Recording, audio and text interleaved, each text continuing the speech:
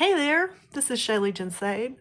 This series is a result of a poll I took, and a lot of y'all said that you would like to learn more about age-related learning and what kids are doing at different stages of their life. And, basically, I think, your babies are going to be learning a lot about their environment. And I really think that exposing them to what is real and focusing on what is real so that they understand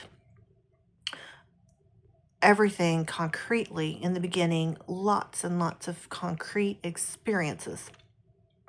What is that? What does that really mean?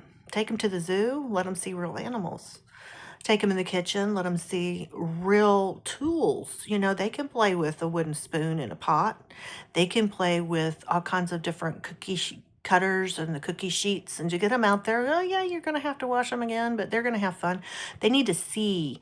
And, you can take these things to the bathtub and let them pour out of your measuring cups and let them play in the bubbles. You need to give them real things. A water wheel, that is fun.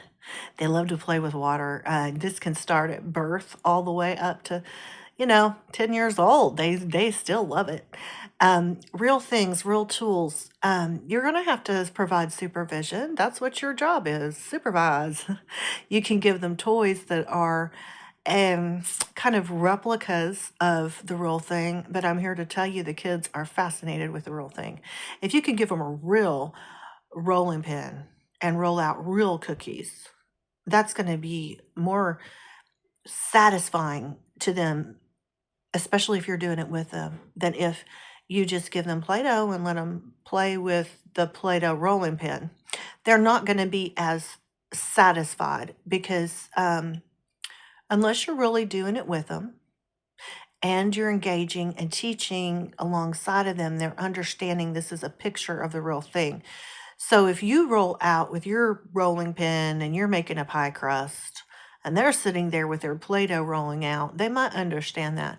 But the point is that most kids do not connect the real concrete activity with their toys because we no longer make pies in front of them day and night. The reality is they're going to get that from the store, and that's a total disconnect. So unless you're really doing the real thing with them, and I encourage you to, get that kid up there. I mean, set them on your hip, set them on the counter, give them a safe place to be, wash the dishes, um, help them see what food comes from, take them to the farm, let them see the cow. How does the cow get milked? If you don't have anybody that can show you the real thing, there are some videos, but I really caution against just screens because see, they can have a lot of things that are fictional on the screen.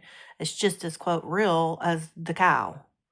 So how are they going to know what's real and what's not? Unless you give a hands-on concrete experience. Take them to the farm, take them to the fair, take them to your neighbor's house, get them out there in the dirt and the grass, show them where snails live, show them where the little red worms live. If you're that afraid of dirt, just wash them up when you come in, just clean them up.